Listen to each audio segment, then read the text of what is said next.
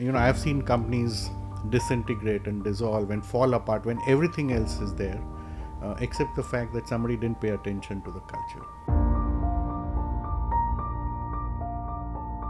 Well-being at work, Amar. I know you are a big ambassador of it too. So how do you ensure well-being at work in such an environment, or is it even possible? Organization has to truly believe in well-being. So what we are saying is that we cannot change the nature of our work, but here are 8 or 10 policies to help. What role does culture play in your work? I think it's a very, very critical piece. It's like an invisible glue that holds together any company, organization. There must be a question on, okay, AI is here, generative AI is here, how does it impact?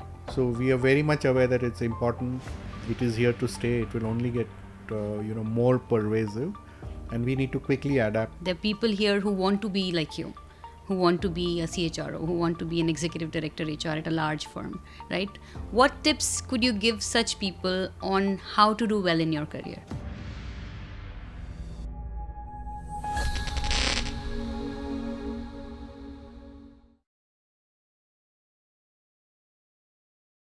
A very warm welcome from Zyla Health. I'm Khushbu Agarwal, founder of Zyla Health. And today I'm extremely privileged to welcome on Conversations with Zyla, Mr. Amar Sinhji, Executive Director, Human Resources and Member Executive Committee of Khaitan and Company for the last 10 years. Welcome, Amar. Hi. Thank you so much for being here with us today. Yeah, very happy to be here, Khushbu. Thank you so much. Amar personally is also my friend, philosopher, guide. He's serving as a valued member of the Board of Advisors at Zyla Health for the last year or so. Thank you, Amar, for your valuable contributions and for supporting our cause. Yeah. Prior to Khaitan, Amar was at the helm of the people function at Tata Capital. Of his 30 plus years of deep industry experience, he has spent 15 years at the Tatas and played pivotal roles at Tata companies such as Tata Finance, Taj Group and hotels and others. Amar has also played firm-building roles at Asar Group and Bharat Petroleum. Amar is known for his people-centricity and culture building and deeply loved by his team and peers, something I can vouch for. He also serves as an esteemed member of Zyla's Board of Advisors, as I mentioned. And Amar is here to talk to us about his journey, his beliefs, and his cultural values, and how to build a company. Amar, again, superbly excited that you could be here today and spare time from your very busy schedule. Very happy to be here, Khushbu, and I'm looking forward to this. Great. So, Amar, from a leader like you, right, we have a lot to learn. You have spent 30 years building firms, sharing your views and cultures with people, shaping leaders, so to say, at Tatas and now at Khaitan. I want to understand that while you've served different roles at the Tatas, you also served roles at SR and Bharat Petroleum. You took a very different shift towards Khaitan now, at the helm of a legal firm for the people function. So what inspired you to, take this turn, and how has the journey been? Well, I can give you a very nice sounding answer to that, but I think a large part of it was fate. You see, I was nearing my 50s when I was with the Tatas, and I had worked across industries. So I started with core industry, oil and gas, and telecom and steel, and then I moved to services, financial services, hotels. And I was thinking that what next? And if I were to broadly say that I have another decade and a half to go, what should I do? So the Tatas, of course, were very kind enough to offer me many roles, but which was within the group and more of the same that I was doing. And Khaitan literally happened as fate. Somebody introduced me to Highgrieve Khaitan, who's our managing partner now, and we met up. And Khaitan was at a stage where they were just entering the phase of explosive growth. And it's a law firm and it's a people business, so they wanted somebody who would come and lead that function and help build the culture and also protect the culture that was already there. So one thing led to the other. But having said that, why did I leave the Tatas? I had done a great stint there, but if I may say, Khaitan is almost like the Tatas of law firms.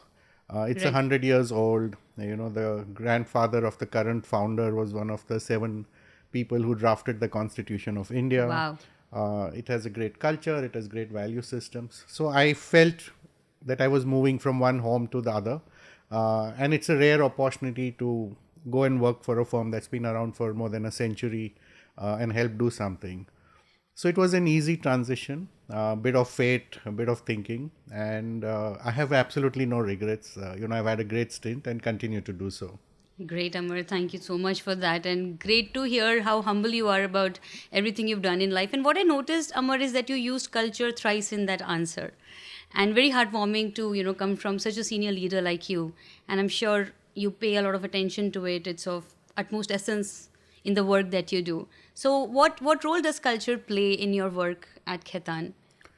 So, culture is, it's like an invisible glue that holds together any company, organization. It could be any institution. It could be the army, it could be the church, it could be Zyla, Right. it could be a large multinational. So, when you have systems, processes, everything in place, finally all that works because there are people there. And finally, the people piece works if there's a strong culture that binds it together. Today, if you take everything is a given, everybody has great offices, everybody has great facilities, everybody Right. needs to pay well, everybody needs to do everything necessary to not only attract but retain talent. Kids will leave a job at the drop of a hat, right? So, what holds you together? For that matter, what holds a family together? If you were to take all those facets, I would loosely say it's a culture. And its culture is what you do, how you behave. As they famously say, it's what you do when nobody's watching. And if you don't get that right, everything else that you do can come unstuck. So it's very important to sense what culture exists. If it's the culture that you want, it's great. How do you keep it together? More importantly, if it's not where you are and it's somewhere you want to get to, then to define that culture and say that how will it reflect in our behaviors, in the things that we do every day, in the way that we treat each other. So it's small things at Khaitan. We are never internally aggressive. You've come to our offices, so irrespective Yes. of who comes to our offices, we'll always walk our guests to the elevator. It's not written in any manual, but everybody in my team sees me do it, so they will do it, and so it becomes part of who you are. And that's really what holds the organization together. And end of the day, I mean, there are hundreds of law firms, right? And there may be 5 or 10 at the top end of the spectrum. Really, nothing much separates them. Everybody does great work, everybody has great clients, everybody has great people. But where the difference will come is what you then softly refer to as culture, as to why I want to be at Khaitan or why I want to be at Zyla, or what keeps me where I am. So, for any people leader and for the people function, I think it's a very, very critical piece. It's difficult to define. It's difficult to, put down in words, but it exists. You have to know that it exists. You have to manage it and you have to nurture it, most importantly. Great. Amrit, thank you so much. I'm a firm believer of culture myself. Yes. In fact, I feel like when I interview people for Zyla, the number one reason when I ask them, why do you want to leave your current firm? Looks like, you're doing a good job. The number one reason they would give is that I want to be in a firm with a better culture. Yeah. And we're a young firm. And still, we have about 6 people who've completed 5 years with us. So I think the only reason they've stayed back is because they felt valued and there was good culture. And given that you're emphasizing that's a critical part of why people stick around, you also mentioned, there are many law firms and A versus B is not much of a difference apart from the people and culture. How have you, what has been your mantra of building culture, Amar, in these different types of firms, right? You were in hospitality and financial services, vis-a-vis now you are at a legal firm, very, very different facets and types of people. What has been your mantra? Or if you have to give someone 2 cents on how to build great culture, what would you say? So I've really had two experiences. If I were to take companies like Khaitan, where I am, or Indian Hotels, both these companies have been around for more than 100 years. I started with Bharat Petroleum, which used to be erstwhile Burma Shell, and Right. had been around in the country. So these companies already had a culture. There was something there, maybe not defined, maybe not documented, but that's what has kept them going for 100 years. So when you are in a company like that, where there is a culture, it's maybe unseen or unspoken, but it exists in everything. You've heard all the stories of the Taj and what happened when the terror attacks took place, right? I mean, Absolutely. nobody had taught them.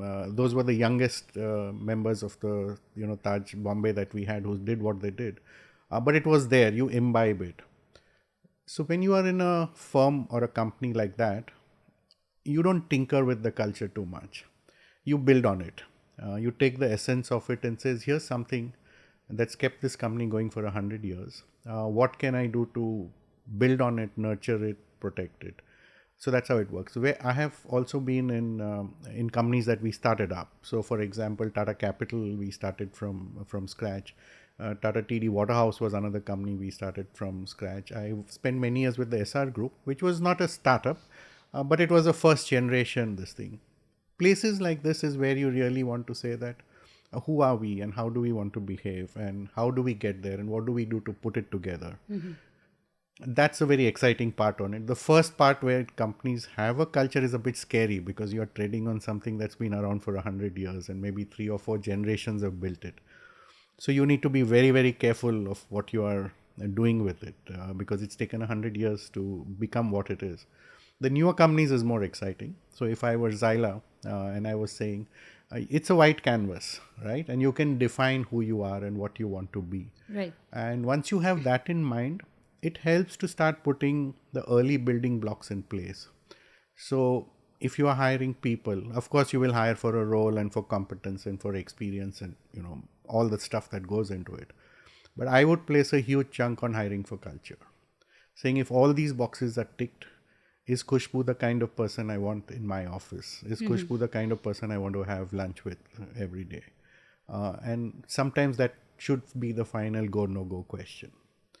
So even at our firm, if we are looking at maybe acquiring a small team or a senior partner, when everything is done and dusted, and these are obviously very long and complex processes, we ask ourselves the question that is this somebody we want to partner with? Is this somebody we want at our partner's table? And if all the boxes are ticked, in spite of that, sometimes the answer can be no. Because the damage that a wrong cultural hire or a wrong cultural attitude can do is far worse than somebody who's not performing or not coming up to speed. So in newer companies like Zyla, for example, where we are starting up and doing everything, I would pay a lot of attention to defining who we are and how do we behave and what is it that we do. And that should be sacrosanct. There is no compromise on culture. It has to be black and white.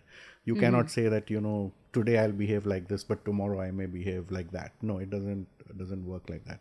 And like I said, all the other building blocks you will already have in place. So that doesn't need much rocket science. But this is the softer aspects. And, I've seen companies disintegrate and dissolve and fall apart when everything else is there, except the fact that somebody didn't pay attention to the culture. Great. So, Amar, in companies where you've been, they've been around for hundreds of years, right? You mentioned Khaitan, Tatas.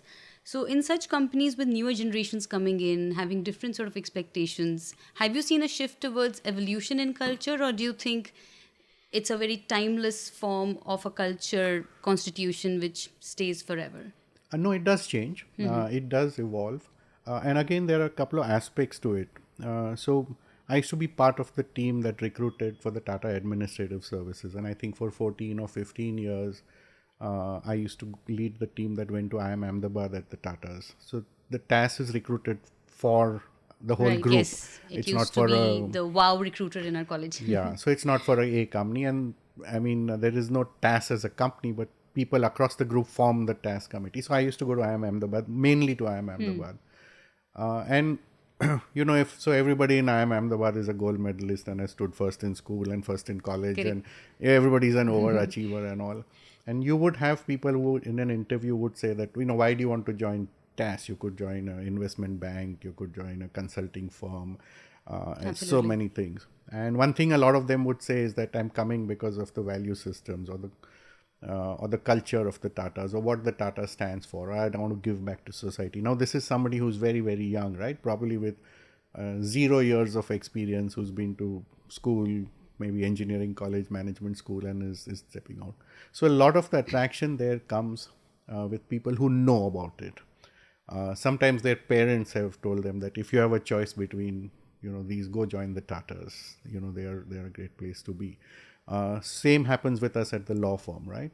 I mean, there are younger law firms, and most of the top 2 or 3 law firms are also 100 years old. They've been around for a while. Wow. And like a kid on campus will say that, I want to join Khaitan because I've heard of the culture, or I have somebody who works there, or my batchmates have been there, or, I have people who have been there.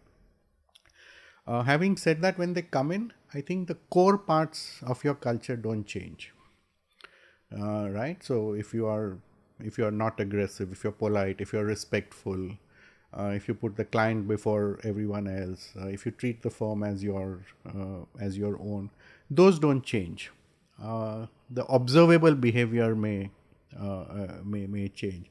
So if you have a dress code, the dress code has become easier over the years, or you're a bit more cooler than So I Right. mean, most folks will call me Amar Right. in the corridor. I still call my seniors sir. My father's 92 and I call him sir today, right? Wow. Because that's how I've been brought up. So the observable part will that. But if somebody's calling me as Amar by my first name, as long as they're not being disrespectful or taking you for granted or something, you're still protecting the culture. I still bow down and touch my father's feet when I meet him. My son's 26. He puts his hand around me and says bye when I'm leaving for the airport, around my shoulders, right? But that doesn't mean that he respects me any less or he's not Sure. as caring. He's just a different generation. Right. So, to answer your question, yes, cultures will evolve, but it's the observable behavior that evolves. And the core values don't change. How you interpret those core values will certainly change. Very, very well put, Amar. And I think sort of demystifies a lot of confusion around, changing generations and Yeah. cultures. And also with social media being a big influencer apart from your office and home now. Yes. One has to definitely evolve. So, Amar, while we are on your purpose and your journey, before we move on to the next segment, wanted to understand what, according to you, then, is the biggest asset for any organization? Well, it's the people, obviously. I mean, that's a very obvious Right. answer. But no magic happens only with people. So organizations need to have purpose. Organizations need to uh, have an identified need that they are addressing. You can't exist for no reason, at all. So if Mr. Ford made the Model T Ford, he made a car because there was a need for everyone to have a car. But he thought it was not important for you to pick the color, so you could have any car as long as it was black, right? But that won't work today. So it's a combination of 4 or 5 things. People will sit at the bottom of it. But why an organization exists? What's your purpose? Because that's the questions even youngsters will ask today. And like I said today, you could go out and get a job that pays you, the best salary, gives you the best working environment. But I think for all that we berate the youngsters of today, everybody looks for a purpose. I see it all around me. We hire almost 70 to 100 kids from campus every year. And most of them want to have a purpose for what they're doing and why they're doing it. So if you put those 4 or 5 building blocks together before you start something, why are we doing this and what are we doing this for and who are we and why are we here, then you have an organization. And all great institutions exist for a purpose, right? And there is something that binds them together. So you could take the armed forces. Really the soldier at the bottom of the pile doesn't die for his country, right? He dies for his paltan and he dies for his captain. That's where the culture is built, and there's thousands of such paltans and units across, which all adds up to the great army that you have. Or if you take the church for that matter, or any great institution, so there is an overriding culture which kind of defines, and then there are subcultures that happen. And the same will happen in a family. You will have some value systems in your family which cut across everybody. But separate parts of the family will have little different ways of, Absolutely. being together and the things that they do. But overall, you say that, okay, this is my family's value system and culture. So if you put those building blocks together when you start up, or if you already have them and you define them, then you ticked all the boxes. So, Amar, I'm most excited because we spoke about my favorite things, culture, people, and purpose in the very first segment. So, I want to understand what makes Amar Amar, right? You are a great leader and a very good human being who takes care of people and culture. You're not a typical head of people function at a company, right? Because head of people functions, I mean, we may call them CHROs, executive directors of HR, have a very different connotation compared to what you are, right? So, what shapes you to be you? What role has your family played in this? Can you add some color to this? It's very kind of you, and I'm not sure whether I'm any different or not. I'm an average guy. You're doing an average job, but I don't know. It's a difficult question to answer. I think one of the things I've done really as I went along is never overthought anything. So I have not said that, this is my career path over 30 years and this is what I'm going to do now and today. Mostly things happened. And, when you reach a place, whether it's a job or a company or a position, you figure out what needs to be done, what is happening, what's working, what's not working, and just give it your best. You can't, I mean, at least I don't work with too much sense of expectation, or that I'm going to climb, Mount Everest, or I'm going to be recognized for what I do, and that's why I'm doing something. So in Hindi, you have things called muhavras, right? Right. Of saying. So there is a very famous muhavra saying, "Jungle mein mor nacha kisne dekha." Correct. But the peacock still dances because that's what it is born to do. So if you just do your job and do it well and retain your humility, there's many things I don't know. I mean, if I were to introduce you to my HR learning leadership team, they are really a crack bunch of people, and a lot of stuff that they do I don't know. I may sit on top, but I have to have the humility to say that here's something that I don't know, but I'm going to hire Kushbu because she knows it best and she's better than me to do this. That's what keeps you going. That's what builds trust in you. And when you lead teams, I think it's very important to trust them. Nobody's perfect, nobody's the best. It's a bunch of people. But if I tell you that, this is your job, Kushbu, and this is what you got to do, and if you falter, I'm going to back you up. And if you crack it, you're going to take the credit. You will return that trust to me 100 times over. But if I'm going to be looking over your shoulder, and if I'm going to be monitoring what you're doing or second guessing whatever you do, it's difficult. And each one of us has a role to play. So I am nobody special if I am the CHRO. I mean, there is a marketing head and there's a finance head and there is an operating head, and everybody is doing their job. So I have just, moved from role to role. Yes, I have had some sense of direction. Like I knew that, in my last decade, I wanted to do something different, and hence Khaitan happened. But it could have been anything. I could have joined anything. It was just that. So I think it's very important also not to overthink, overplan too much, because that takes away the flavor of life.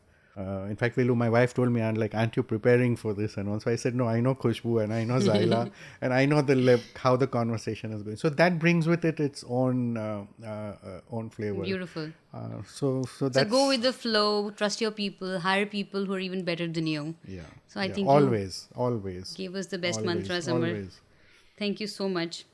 So, Amar, I remember you have given me a lot of thoughts and guidance on client servicing itself as an aspect. And now, given that you're at Khaitan and earlier you were in hospitality, you have seen the best of servicing as an industry and people servicing people.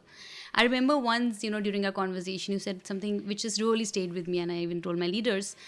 You said, Khushbu, don't serve a product unless it's 100% ready, because that will do more damage than good to Yes. you. So I want to know that what have been your best kept secrets in the firms you have served of how to serve a client, at the best level. I think the base or the beginning there is to understand your client. Forget what they've come, whether they, obviously if they come to a hotel, they've come to stay. I mean, they could come for business or leisure or, whatever.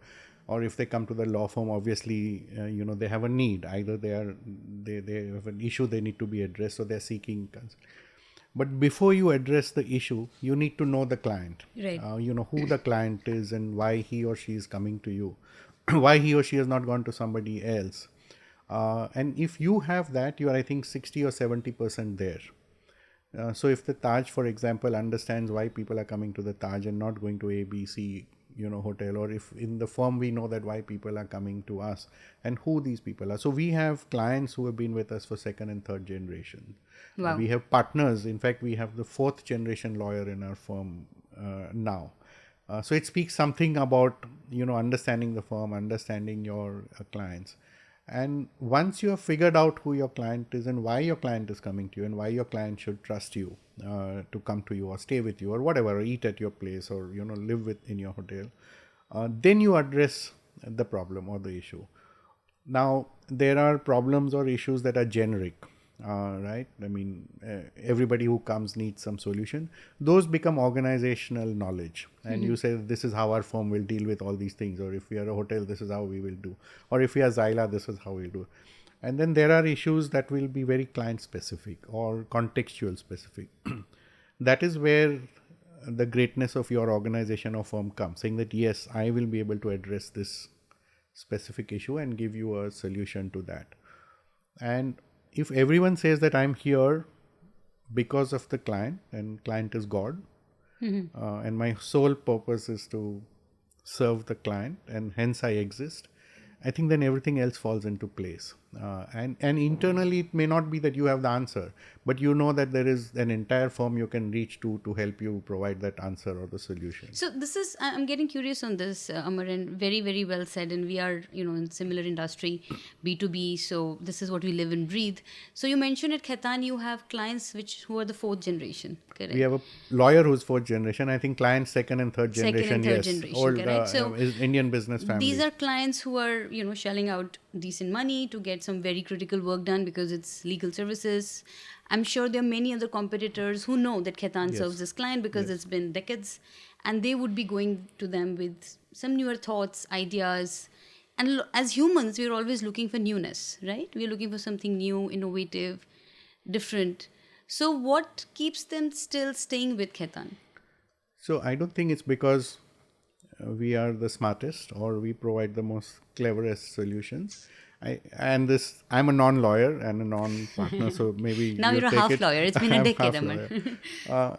I think the fundamental basis is that you are what maybe I loosely term as a trusted advisor. So there is this whole it's like I don't know if their family doctors exist now, but you went to your family doctor, Correct. though he was an expert in nothing. I mean, he could treat basic things, but if things crossed a level, he had to refer you to hospital. But everybody went to a family doctor.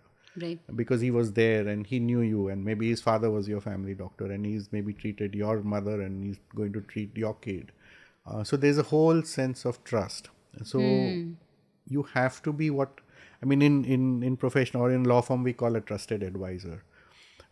You may not have the answer, but the client knows that somebody in the organization will have the answer. The client knows that you know the client very well, as intimately as a member of the family. So, I've been a hotelier and, I've traveled a lot. So, what's the greatest high you get when you go to a hotel or a restaurant or some place? It's not the room or the food or any special thing that you may get. It's the recognition, right? You feel very, very chuffed if somebody says that, hello, sir, when did you last come? Or shall I get you your orange juice? Or how's the family? Or your son's grown up? So it's recognition. And that's what clients are looking for. They don't want to come and introduce themselves to you. And they don't want to, it's not like you're buying a refrigerator or a car, right? It's not transactional. It's not transactional. So that's the base that you are a trusted advisor to your client. Now, it could be an individual, it could be an institution, it could be a family, but they will first come to you, and then you may outsource some of the services, or you may say that, okay, we'll go to A, B, C, who will help us do this. But you are the focal point. And hence it's very important that everybody, for example, in Zyla, is a brand ambassador of Zyla, irrespective of what they do. All right. So every client is looking for that. There's recognition, there's trust, there's this thing. The rest follows. Of course, you have to be good at what you do, and of course, you have to deliver. But you're saying more than the actual service and product itself, which has That's to the be base, world class. yeah. That's hygiene. Yeah, that's it is the more base. about the relationship, how you make them feel, and how much you understand them deeply. Yes, that's why they would come to you, because there may be, I don't know, another 100 Zylas operating all I'm over the sure. country. And why would somebody come to us then go to Right. someone else? And that happens for all relationships. Even when somebody takes a job or somebody does something, you finally look for recognition and trust and comfort, and then you move on to the next thing. That's wonderful. And you used the word trusted advisor. I think Yes. that was a great synonym for an account manager or a client servicing manager that you used, Amar. Thank you so much for that. And Amar, we spoke about building great cultures, about how you have succeeded in your roles, and we spoke about how you service clients very well. In all of this, I think there is another common thread, which is empathy, right? So I know you are a big champion of it yourself. You talk about it in a lot of your conversations. So what role does empathy play, and how do you ingrain that in your people at Khaitan or the Tatas earlier? I think it's the most important thing. If you were to ask me to pick one thing that everybody needs to show, and which I think is severely lacking, is empathy. Because we lead such fast paced lives. We are looking at outcomes. You don't care about how you get that outcome. We deal with people. Nobody has the time to stop and say that how does somebody feel, or what is somebody going through. And empathy at work, and empathy for that matter even at home or anywhere else, is very, very critical. And maybe I'm growing older and more cynical, but I think it's something that's deteriorating very, very fast. And I think we all need to pause and try and understand what empathy is, and consciously say that how am I practicing it every day of my life. It lacks severely in organizations, it lacks severely in public spaces, it lacks severely in your interactions that you do with anyone. And even a little bit of empathy can make a world of a difference to an individual, because I don't know what you're going through, and you don't know what I'm going through. But if you were to say that, okay, Amar, I understand, and you've taken the time out, and you've taken the trouble, and you've come across, halfway across the country, and etc. I know that you care, and I know that there is some feeling in what it's not transactional anymore. And I have seen organizations where there is tremendous amounts of empathy, and I have seen organizations where it's completely transactional, and they're two different animals completely. And like I said, it's not only at work; it's at home, it's in public spaces that you are. It's how you treat maybe somebody who serves you at a restaurant, or maybe a check-in girl at an airport. I mean, she may be going through the roughest of days, but if she's checked you in and you just stop for 2 minutes and tell her that, hey, you're doing a great job, don't let everyone stress you out, it can make a world of a difference to somebody so young who's sitting there and doing that job. But I sincerely believe it's key to most behaviors, it's key to everything. And I think there's a great shortage of Do you think empathy people can today. be trained on empathy, Amar, or do you think it's part of that earlier evaluation on culture, which you mentioned is a 0-1? I don't know. I mean, I don't know if one can be trained, but I think it's observed behavior. I think you can inculcate it in this thing. So if you say that in Zyla we are empathetic to each other, or I mean, we show empathy. Sorry, empathetic is the wrong word. It then starts with you. How do you show empathy? Do you really care about somebody?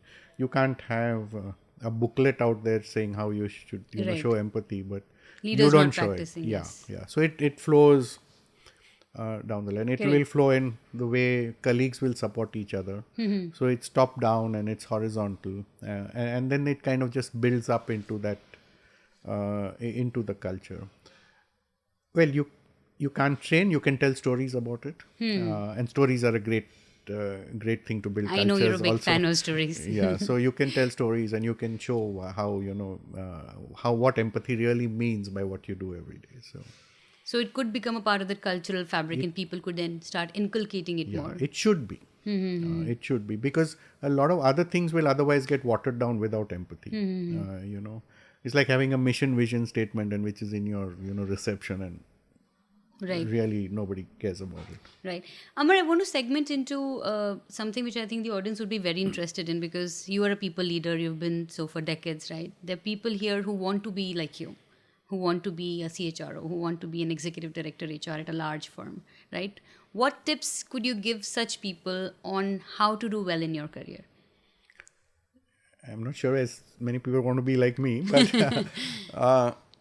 so yeah, I will start backwards or from the beginning, if I may say so. So one is you should be functionally sound. People function, or any function for that matter, cannot be brushed over. So you must know your fundamentals. You must know your subject well and what it means. How you implement it and how you interpret it that's another subject altogether. And in your early years, if you spend time going through the rigor of, in this case, what HR is, what are the systems? Like HR is today completely different than when I started. Right? I mean, there's nothing in common. Absolutely. But over the years, I've had to keep learning, right? And there are some things I can keep pace with, and some things I can't. And then I should have the humility to say that, okay, what I can't, we will hire people who will help me do that. So functional knowledge and rigor is very important in the early part of your career. Later on, as you become senior, you become more general management, and you will hire subject matter experts, and you don't really need to know the nuts and bolts of it. But you should have been there. You cannot skim that part. When we started off, there used to always be a saying that, you should go to the shop floor because that's where the money is made. So if any guy who hadn't been to a factory or a shop floor was considered like, he's not really learnt HR. As you then go through, I think, and I don't know how to say this, but a very fundamental aspect is, at least that I can refer to myself, is I must like people and I must trust people and I must believe in people. If I fundamentally don't like or trust or believe in people, I cannot be an HR head. I should not even be in the function. So a lot of times I'm said that you give too much of a long rope, or really somebody should be sacked or somebody's useless, and I'll always say, no, there must be something good in that guy. Let's try and look.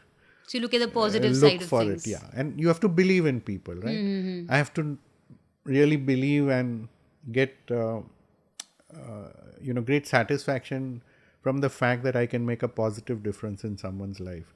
It's not about having a better appraisal system or a harsher attendance system or a reward system. Those things are there. Those can be bought off the market. People will come and implement it. But fundamentally, people is what I look after. So it's like if you're a product specialist, right? You believe in the product, right? Whether it's a toothpaste or a car or whatever. If you don't believe in that product, you can't sell it. So you must believe in it, use it, like wake up to it every morning. So I wake up believing in the goodness of people.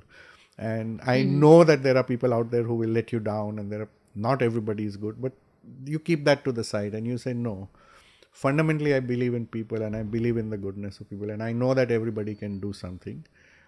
It's a huge struggle and it's a huge challenge because everybody will challenge you on that front, right? If you don't have that belief from somewhere very early in your career, you may still become a CHRO and you will still do well, but you will be a transactional CHRO. You will not impact anybody's life. Nobody's going to look back at you and say that, Khushbu came into my life and made a positive difference. No, that's not going to happen. And if you want that to happen, then you really, really, at some subliminal level, believe in people and in the goodness of people. So, and that approach has helped you with more positive experiences than disappointments? Yes. And there have been great disappointments, but sure. they don't matter, So it's helped, things come back. I was telling you, I spent last night in the hotel, I've been out of the Taj for more than 20 years. Wow. And if somebody comes and recognizes you and said that, you did something to me 20 years ago, or you met me, or, that means you impacted their life. It means $1 million. You've impacted their life. Wow. So that's why I said, Amar, that you're different, right? Because this entire philosophy of trust people, I would say a little bit, err on the side of trusting always is not very common in people leaders. I think that's why I said you're different.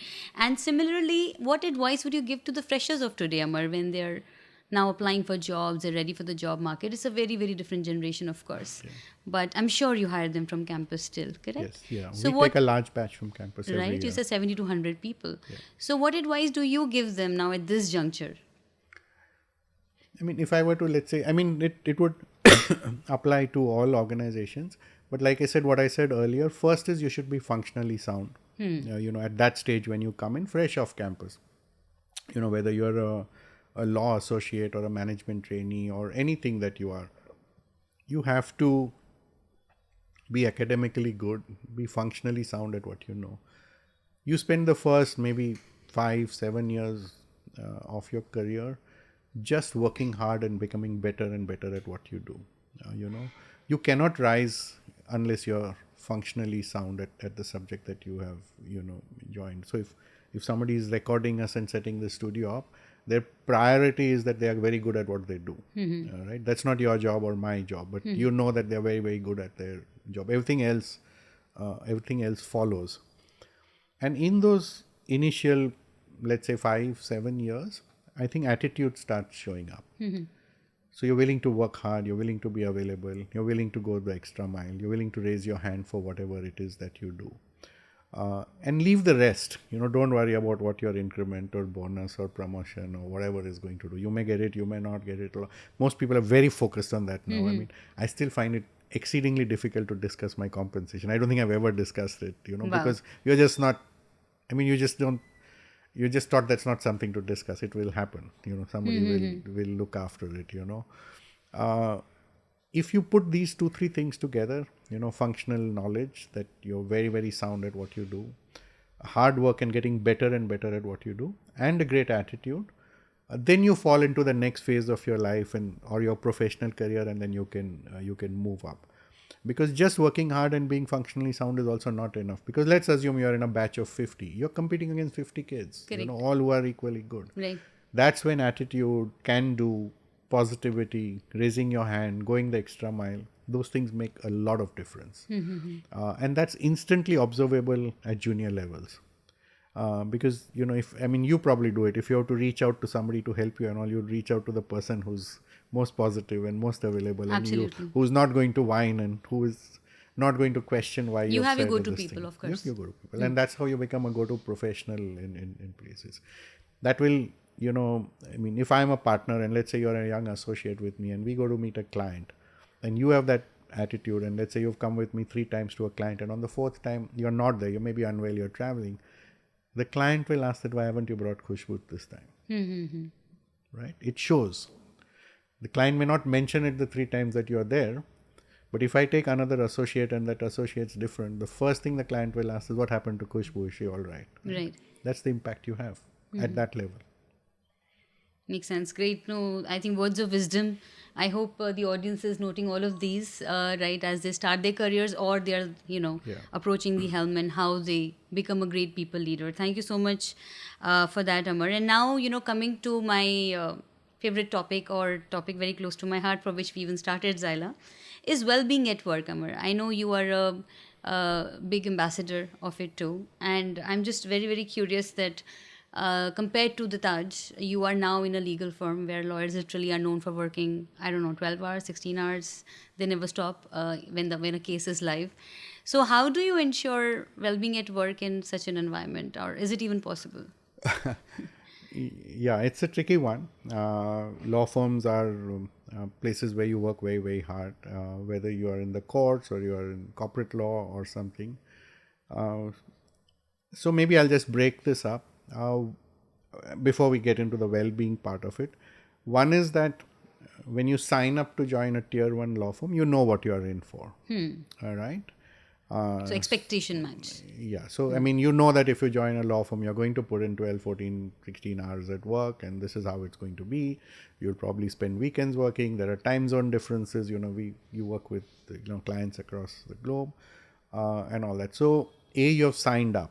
And if you feel that, no, this is not something you want to do and you want to go home at 5 o'clock and something, then you don't sign up for this. So, one is that and a lot of people sign up and then realize this is not what they want. So then you fall by the wayside because it's the nature of work, right? If you're in hospitality, you're going to be there till the last guest goes home, or, whatever business that you are in has their own pluses and minuses. The second is that what frameworks and cushions does the organization provide? So we have great policies. I shouldn't, tom my own policies, but we have great policies around everything. You can take recuperation leave and you get this and you get a sabbatical and you get time off and you're rewarded and you're flexi timing and all. So what we are saying is that we cannot change the nature of our work. The clients will be demanding, deadlines will be there, we'll work across time zones. But here are 8 or 10 policies to help To ease balance it that out. thing out, right? Right. So if I worked on a deal and I've spent, 5 nights in office, my partner can say, okay, I'm going to take 2 days of recuperation leave, just Okay. chill out and, come back. Or if I have a baby at home and I need to do something in the morning, I can say that I'll reach office at 11 but work till 7 o'clock. So there are institutional frameworks that you make, and that really depends on each institution. So we have some of the finest policies that work around that, which give you some cushion but do not change the nature of your work, because that is why you have course. joined there. And the last is that well-being is also largely a personal agenda. You need to make sure that you're looking after yourself. But most people forget that absolute at the bottom, personal well-being is my responsibility, not someone else's. So I need to know where to draw the line, or I need to know when to balance things out. But that also works if the organization has a framework. So if we didn't have the framework of policies to support well-being and all, then however much aware I am won't work. Then I need to move out. I need to say that I'm in the wrong place. This place really doesn't care. And if I have to look after myself, I need to go somewhere else. So it's really 3 large pieces. One is the nature of the work that you're doing, right? If you're flying, if you're in the airline business, I normally sit on a on the emergency row because it gives me a little leg space. Right. So in yesterday's flight, I was in that row where the air hostess sits on the jump seat, right In front of you. right in front of you, and and it was a rough flight. It was full and it was late. So I was just chatting with her, like, where have you come from and where are you going, and do you have another flight to take at night, and what is your base? And her whole attitude was so positive. She was very young, and she said, yes, we are tired. This is what we have to do. Flights to Delhi and from Delhi are rough in all senses of the term, including the people who are on Tell us about it. on the flight. But she said, this is the nature of my business. And then I'm going to get whatever 2 days off, and then I'm going to go on this flight. And she was so matter of fact. She was not saying that, Indigo should look after my well-being and, somebody else is responsible. And I was just chatting with her about how, what are the policies. And so she said there's some regulations. Of course, they're lucky, right? So as per law, you cannot, fly beyond so many hours and you have to take a break. So nobody can mess with that. The law dictates this. Beyond that, she says, this is what my company provides. And this is how I deal with it, And that's really how well-being works. Having said that, the organization has to truly believe in well-being. I can have all this in place and really not care about it, right? So there has to be some sense. It's like a part of the culture or the ethos that, yes, we care about our people and we care about their health. And you can be proactive about it, right? If I've seen you and you're looking low for 3 days, nothing stops me from saying that, hey, Kushbu, is everything okay? Family, health, kids. I don't know what you may be going through. But I can't leave that to policy or framework or wait for you to send me an email. That's also behavioral. And that pervades down in the way you observe people, you look out for people, you're quick to pick up on a clue, you stand up for some where things are not happening well. So there is a cultural context to well-being which sits below having a framework, having this. Putting a framework also takes a lot of courage, because people will want to know that, what is this recuperation leave and why should, she. So we were the first ones to implement, probably in the country, but I'm not sure, at least within the menstrual leave, right? And we said it's there and it happens and it's a natural thing and we should give it.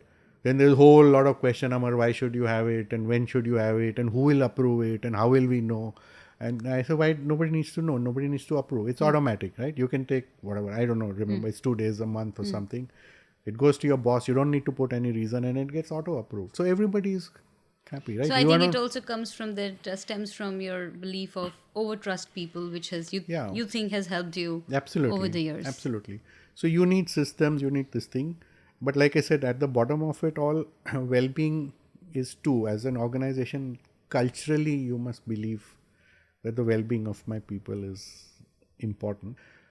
And an individual must realize that it's primarily their responsibility. Their well-being is their responsibility. So you have to say that, yes, this is what I'm going to do and how I'm going to look after myself. Here's how my firm supports me. And this is the nature of my job, which can't change, right? So I cannot expect to be in this job, but say that, this won't happen. Then you need to change your profession or whatever it is. So. Great. So, Amar, what we spoke about is, how you balance work and life and the policies around it. I think very well said around how it is personally to be driven as well as from the firm. Now, are there other benefits which are very, very health and wellness oriented, which you've seen coming up and you've implemented over the years? I think a lot of initiatives that the firms take voluntarily. So whether you have insurance policies, medical, health systems, you get people to come in and talk about anything. I don't know whether it's dental health or mental health or general well-being, diet. So there is the going over and above, and there are enough institutions outside that are willing to partner with you. If you take Zyla, for example, right? So I think that makes a lot of difference, because sometimes people just don't have the time, or people just don't, bother about it. Right, it's not priority. It's not priority. Like, like sleep, for example. Like nobody notices, nobody sees, nobody knows whether you're asleep. But if you have some initiative running that, okay, here we have got so-and-so people who are going to come and talk about sleep, or the importance of sleep, or what happens if you don't sleep enough, raising general level of awareness, tying up with specialists in the field.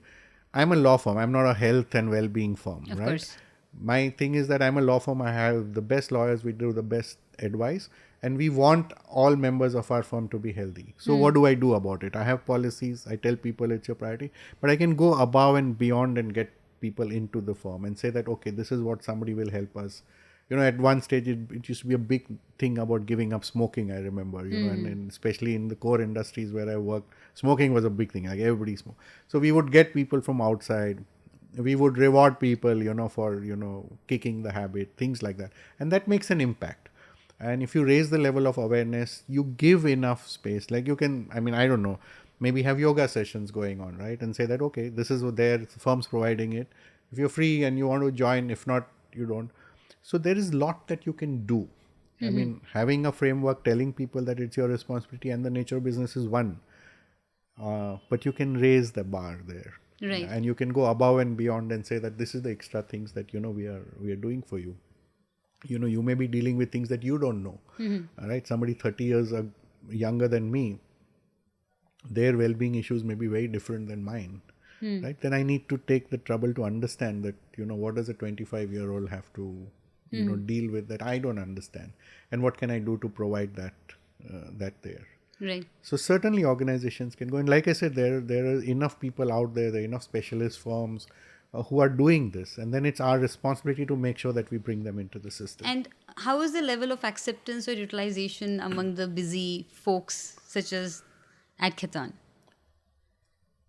I would say it's a mix. It really depends on what you are doing. So let's say if we are doing sport and other activities, there's a huge demand for that, because people take to it. There's a lot of bonding that happens. You meet people, you're participating in it. A lot of it is contextual, right?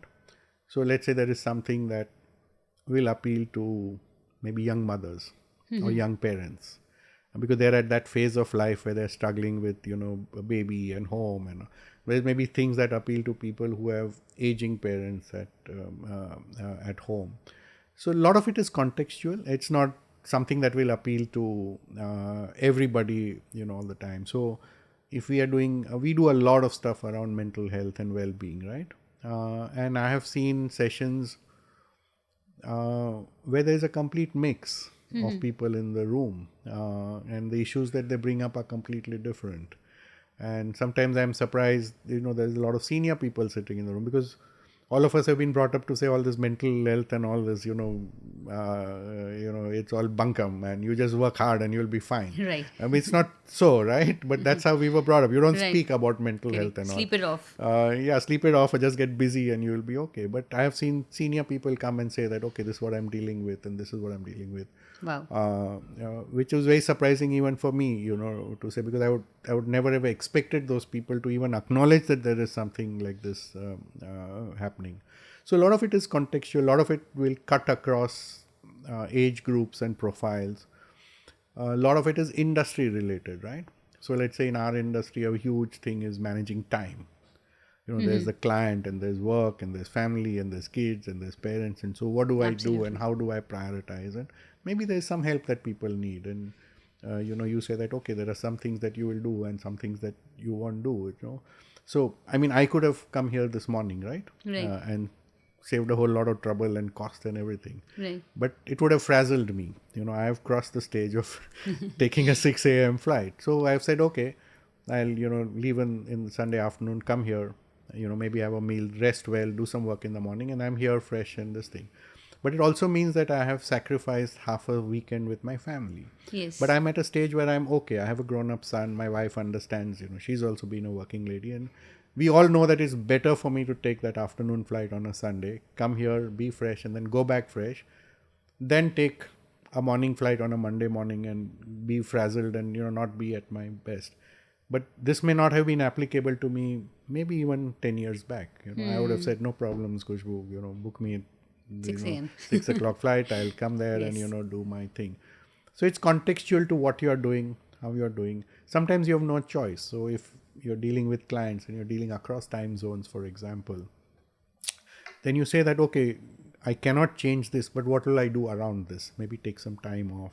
And I see that a lot of the youngsters really balance it very well. Today you earn much more to ensure that you have infrastructure at home. Maybe that was not the case 20 years ago. You can have maids and drivers and caretakers and things like that. And that was not possible 20 years because first of all, those things were not there and neither did you make that kind of money. So it depends on really what the issue is and what you're dealing with at different stages. The idea is to provide as large a platform in your company or the firm as possible. Don't look at it as a cost. Look at it as an investment, so don't count the numbers. So we have, for example, mental health counseling services, right? We have tied up with an organization. They're a global organization. They have a number. You can call them and, they will talk to you. They will put you onto something. If there is a crisis, then they will, if they think you're on the brink of a crisis. Now, I don't measure profitability on that. I'm not saying how many people called you and what did you do and why. It's there. And it's an investment that the firm has made for its members. Maybe nobody uses it. Maybe many people use it. And we've sealed it off. So I'm the only guy who gets a report. So there's complete confidentiality. But it's a huge reassurance to every member in the firm. And we have opened it for families also. Saying that I can pick up the phone and speak to somebody who's a subject matter expert on this subject. It's confidential. Nobody in the firm is involved. And that service is available to me. Now, I can't start costing this. Right. Then that's where I'm not really believing in well-being, but doing it because it's nice as a CHRO. I must say that I'm doing some. Right. So you're not calculating ROI on every initiative. I mean, we'll track basic things sure. like it's being used. But that belief is very important from the top.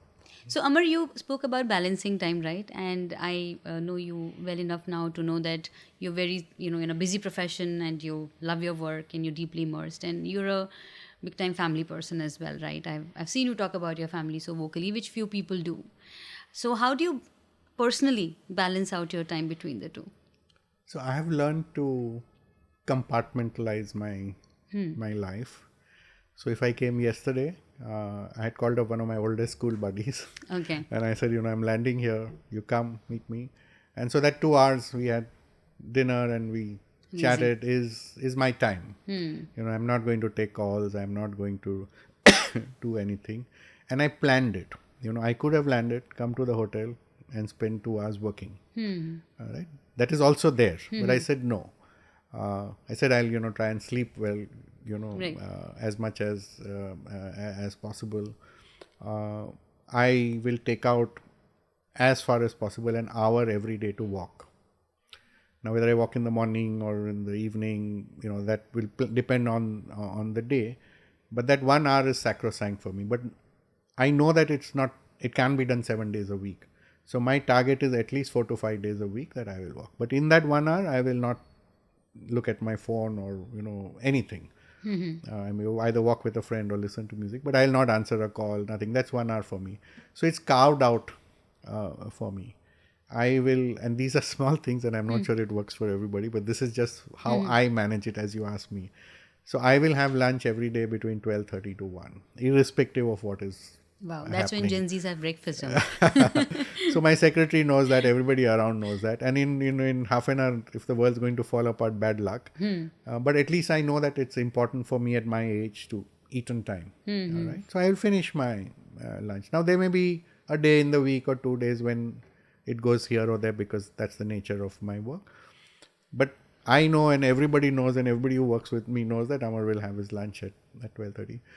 So within what's in your control, if you compartmentalize it and put time away, for things that you must do every day, I think it's pretty easy.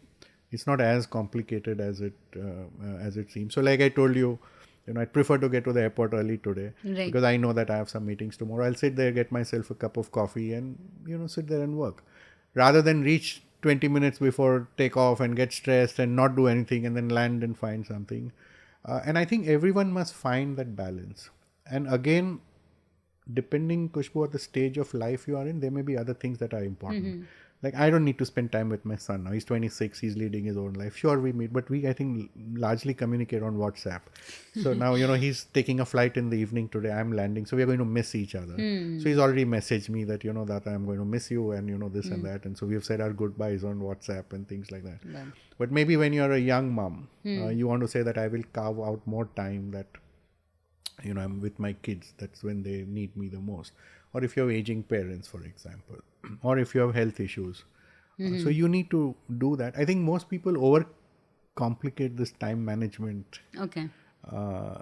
thing, right? So, I've had an early night, I've got up in the morning, worked for an hour. I told you I went down for breakfast. I met 3 or 4 guys, 3 from the Tatas. So it was a great thing. I was not doing my email, and, I knew that you're going to pick me up and bring me here. Right. So I've managed my time. And if you plan it ahead every day, if you say what you're going to do, but if you say that there is a daily pattern. So for me, a daily pattern is walking, having my lunch on time, taking some time out for myself, maybe do my prayers or whatever that I do. That's become part of my system now. Right. And I know that it can't be 100%. That doesn't stress me out also. But if I'm at 60, 70%, if I walk 4 days a week, if I have my meal on time, it's a good thing. And the small things work the magic. It's not the big things. You don't need to join some time management program and, Right. appoint some advisor who will tell you what to do. So like, I know it's not a great thing, but I will respond to email almost immediately. Right. I've seen that. Right. So even if I know that there's something I need to read, I'll at least tell you that I've got your email. I'll reply to you tomorrow, but I will send that out. So I have no pressure. I have nobody chasing me that, Amar, you have not seen. And everybody knows that if he gets an email, he will get a response. And I find that easier. A lot of people say that I'll respond to all my emails at night or in the morning or 3 times a day, which is what works for them. But what works for me is to tell people, I'm here, I'm available, I've seen your email, don't worry, I'll get back, or here's the answer. That's the best for mental health, I think. I tell my team, if people are not following up with you, your mental health will be at its best, Yes, right? yes. Because one thing that really jerks you is that someone has to be chasing you for something, right? And then you're worried what is more priority. Yeah, so the small things are important. And I think each one, if they figure out the small thing, you can manage it. There are days when, things will pile up, meetings will pile up or email. Those are fine, but that can't be every day of your life, because then you are in trouble. Yes, then you're, sort of nurturing stress in some way. Yeah. Makes sense. Great to hear how you are dealing with this. Amar, you also hinted towards how you're communicating a lot through technology with your kids. So that segues us into the next topic, which is how do we deal with this world now so tech-enabled, right? And we feel that is the human side getting deprioritized? Are we all in virtual avatars and living another life virtually on social media or on social apps? So how do we balance this human side vis-a-vis this digital side? And you've seen both sides, right, Amar? In the last 30 years, you've seen when things were really more human-led to now extremely digitally led. Where is the balance? How do we balance it?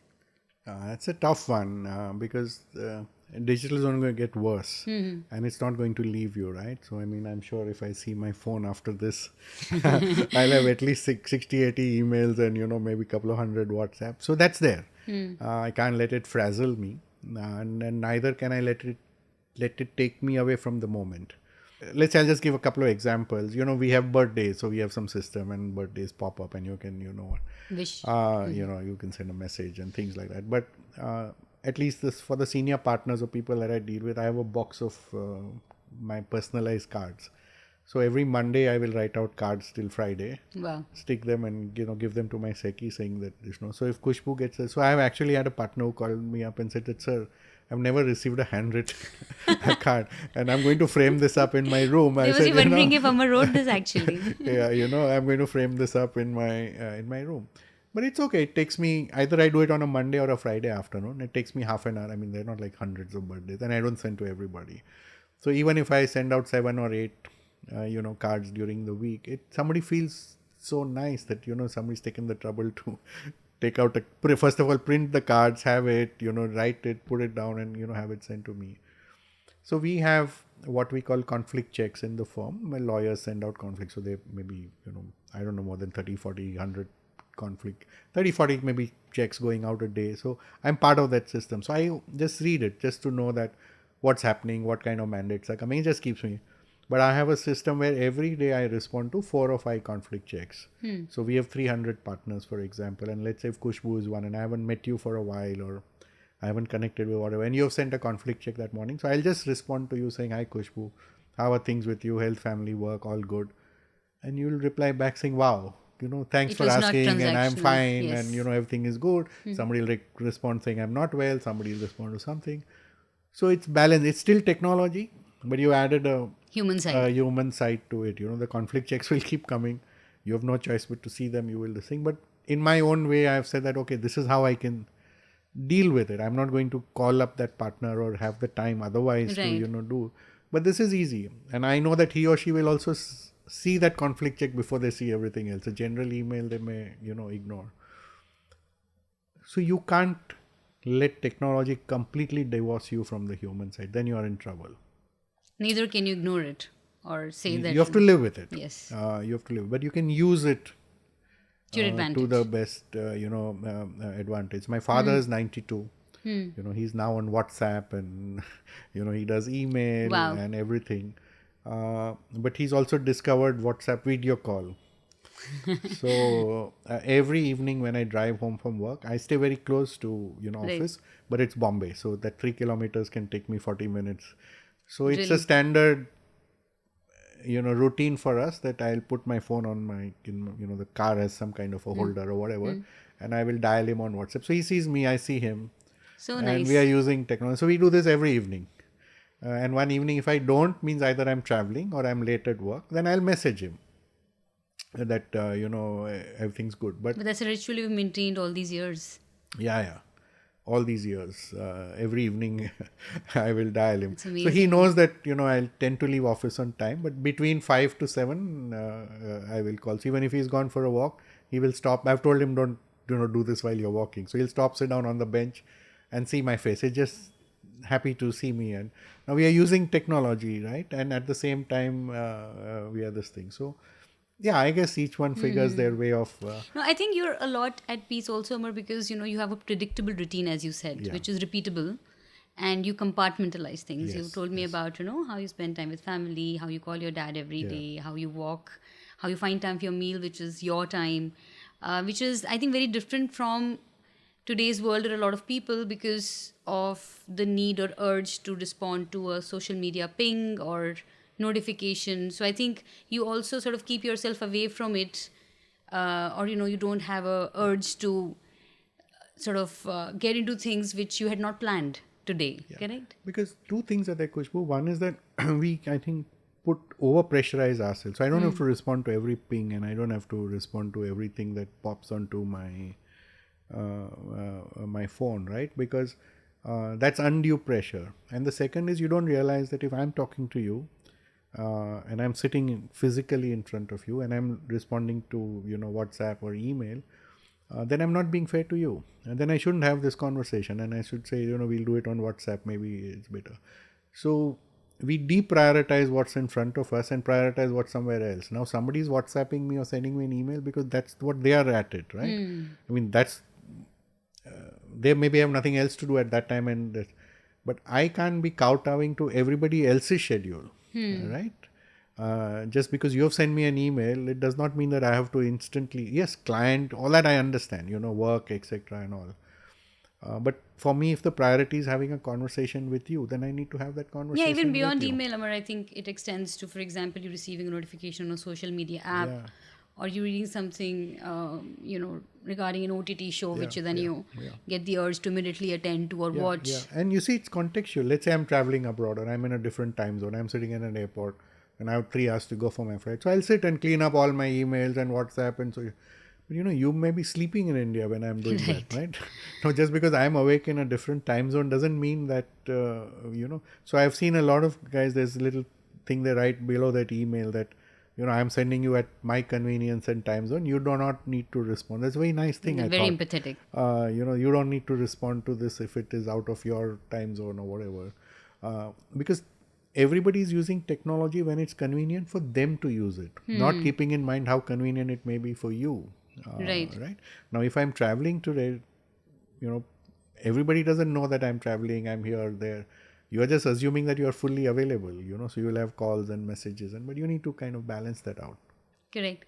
And Amar, again, in this evolving world of technology, we have seen hybrid work also pick up, right? Some of our team members are fully remote because their work demands them to be in a particular city or speak a particular language, which is only present in a particular part of the country. So, how do you see this hybrid work sort of be successful in today's time, or do you think it's counterintuitive to teams being together? Yeah, it's a big challenge actually, and I mean there are various sections who will. We are struggling with it at our firm. So one is that hybrid or flexi working, as we may call it, which is a day-to-day thing. Like I said, if you're dealing with kids in the morning, you want to come to office at 11 and work till 7. That's cool, right? Or you want to come at 7 in the morning but be home by 5 because your parents to look after or a pet to look after or whatever. Those things are okay. You plan certain things. Complete work from home, again, has pockets. So let's say there's an outsourced service provider or something that you don't need to interact with something, then that's fine. There is semi work from home, you give a day or two, etc. So at least one day you're not dealing with a commuting nightmare or etc. But let's say if you take professional service firms like ours, being in office, physically getting dressed, working, interacting with partners, meeting clients is a great learning. And like we saw 3 batches that joined us during COVID times, great kids and everything, but their learning curve is way lower than the batches before and the batches after, Right. right? Because they've not physically been there, they've not interacted. So for us, let's say within professional services, being at work physically is essential. Now, we can have systems around it. Like I said, you can have flexi working, this, that, and all. But in our case, it may not work that you're sitting at home and doing something. Let's say somebody in a back office function. Let's say somebody's in HR and somebody's doing with data analytics and really doesn't deal with anybody or any person or such. That's fine. Then you can say that those person will work from home and 5 days a month come to office just to meet people and get to know each other. But every business has the nature of its business and what is important. So if you're in hospitality, you can't work from home, right? You need to be where the guests. You cannot provide services. So in professional services firm, we are coming after having pre-COVID, COVID, flexi work from home. We are coming to the conclusion that for everybody concerned, including the individual, the client, the firm, the quality of work you do, being physically in office is essential. You can work around it to account for commuting, other things, this, that. But a large chunk of you has to be at work. And that's the essence of a professional services, person. So I think every industry will have to take its call. You have to also take in account changing times, right? Youngsters will feel that you're cramping on them. They need more space to do it. So you have to account for that. You can't override that and say that, no. Like my son spends, I think, 3 days a week, working from home, and he would work from home at the drop of a hat if he had something to do. I rarely work from home. Because you compartmentalize. Yeah, so I need to get, and even if I work from home, I mean, when COVID times, I would be up, dressed, shaved, ready, and sitting on my dining table. I mean, he's pretty cool about it, and he says, I don't even need to be on camera, so why should I shave or why should I dress? And even if I took half an hour to rest, I would feel very guilty about it. I said, I wouldn't be resting if I was in the office, right? Right. So I need to be at all. So of course you have to keep in mind that the younger generation is changing, their thinking is changing, and they may say that if I can deliver something from here, why should I, do it in any other way? But having said that, I think each industry needs to figure out what's important for them and what will provide the best both for the individual and so for us, like I said, we are increasingly coming to the conclusion that it's important for our lawyers to be in the office, but we will have enough flexi timing, support, this, that, so that they are well balanced out. But a complete work from home is not a model that will really. And you gave a good illustration of, how the COVID time lawyers who Yes. joined you have not grown Yes. as much or learned as much. So Yes, that's absolutely. a great example Absolutely. that it's real. It's not just something we are Absolutely. thinking of. And the last question on the technology, Amar, I'm sure in all your leadership meetings and board meetings and steer course, there must be a question on, okay, AI is here, generative AI is here, how does it impact, say, for example, the legal industry, right? Because I don't think when you were in your earlier firm 10 years back, it was as crazy. So do you see the impact? Are you embracing it, or do you think it's overhyped? Oh, very much so. I don't think it's overhyped. It's important. We have embraced it fully. I think firms ahead of its curve. We have our own AI because of confidentiality issues and data protection. So it rides on external. I'm not a tech expert, but it kind of rides It's on your own external instance. this thing. But it's Yes. our own AI. We have just tied up with somebody, in fact, over the last 2 months, where we are starting with the leadership team. So we were attended, physical class about what is AI and how we can use it and what. So we are very much aware that it's important. It is here to stay. It will only get more pervasive, and we need to quickly adapt and use it. At the same time, the reality of what it can and cannot do, recheck all the data that is there, apply your mind, etc. But no, it's there. It's going to be there for a while, and the faster companies and firms, and especially senior leadership, adapt to it, the better it is. Great. No, good to hear that even firms like Khaitan, who are 100 years old, are embracing it. Yeah, we fast invest a enough. lot in tech, by the way, and our tech is You've really told cutting me, edge. yes, Yeah. about the HR systems and other things. So, Amar brings us to our last segment, and very interestingly, so on one of, I think, your very favorite topics, the reason you kindly agreed to mentor me or, advise Zyla, building leaders, right? So, I'm sure, across the years at Tatas or at Khaitan, even in your early years, you have played a critical role in grooming future leaders, and that's what great leaders do. So, how do you coach this next generation on being people centric, thinking about culture, empathy, the aspects that you mentioned? How do you go ahead and, go about coaching them? So lots of stories. Yes. One. Two is that it helps if the conversation is two-way. So I won't say I'm coaching you. I think that would be over-exaggerating it. But if we have a relationship and if you are, this thing, it helps me if you share what you find difficult, because then I can tell you what to do right or what you're not doing right. Otherwise, it's like, if I were to use a loose expression, giving free gyan, you may absorb it or you may not. So stories from your life, stories from leaders. I've grown up with great leaders across the Tatas, and in my, we had some really great bosses in my first job in Bharat Petroleum, and you learn from them. But that learning was more observable because you met them every day, you saw what they did, you worked with them. That has changed now. Technology has also distanced people. Companies have grown larger. I sometimes don't cross to the other half of my floor for weeks together because I'm just so busy doing what I am. So one is examples from your life. Two is having for people that you're coaching or advising or working closely with, encouraging conversations. So if you tell me what you're struggling with, what works for you, what doesn't work for you, keeping in mind the context that there is an age gap, there is a generational gap, your upbringing, my upbringing may be different. I can bring my experience to bear and say that Khushbu, this is what I did, this is what I think may work for you, but you figure it out then. But this is important. So having empathy is important. Being kind is important. Having a purpose in life is important. Now, how you interpret that, see, the way you show empathy may be very different than the way I show it. Like I told you, I touch my father's feet and my son puts his hand around my shoulders. Both is a sign of love and respect, but but it's two different things. It's two different generations of this thing. So I think I use that a lot.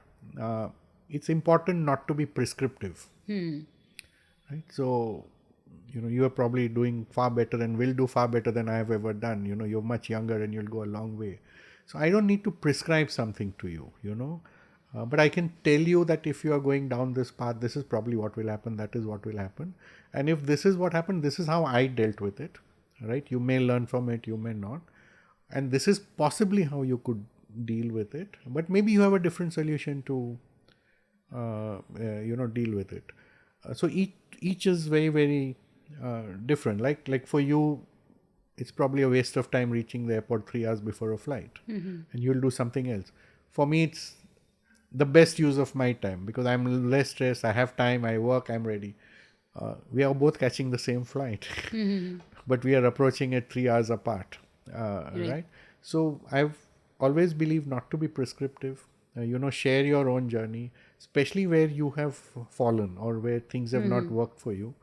And everybody is smart and bright enough then to pick up the lessons. And if they come and ask you that, I have 3 choices, this is what I think, what should you think, Amar, I should do? Then of course you can say that, in my view, this may be a better way to go about it.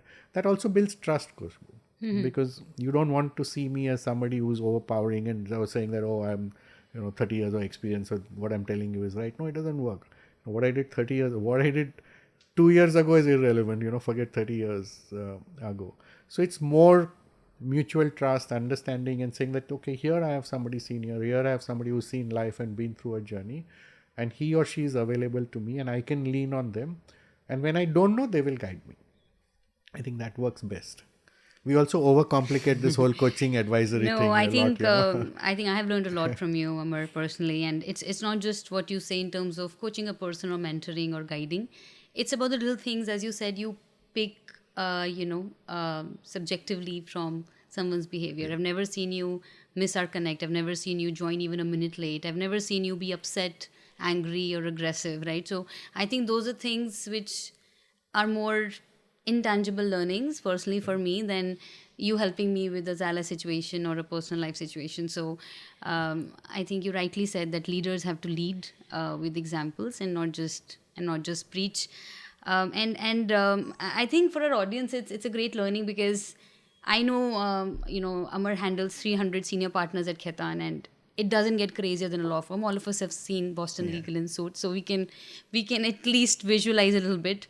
And I've not seen you stressed. And, we see a lot of us stressing about small things, a deadline, a project, some situation at home, right? Not being able to deal with it. But the mantras you gave on how you deal with life, how you compartmentalize, how you give importance to every part, yet not get stressed about it, I think we have a lot to take away today, Amar. Any last piece of advice you would like to give the younger generations who are watching you and learning from you today, Amar? I would say that, don't rush into anything. Have your value systems in place, like your North Star. What are your ethics? What are your values? And never compromise on that. And look after the small things, your family, your health, everything else. The rest will all fall apart. It's when we ignore the small things that the superstructure falls. You've not built a good foundation, and then everything else above that becomes weak. But if you build a strong foundation, have confidence in yourself, follow these ideals, I think we are all good to go. Great. Thank you so much, Amar. Again, I can't thank you enough for traveling to share your learnings with us. It has been a very meaningful 1 hour for me personally, and a meaningful 1 year learning from you. So I can't thank you enough from the bottom of my heart, and from the audience and the entire team at Zyla. We really thank you for sharing your learnings and for being here today, Amar. Thank you so much. It's been a pleasure, and I think the 1 hour felt like 5 minutes. So it's been great, and wish you and Zyla all the very best. Thank you, Amar. Thank you so much. To our audience, we will bring some amazing leaders, over the months to you, and look forward to the next conversation. Stay tuned. Thank you so much.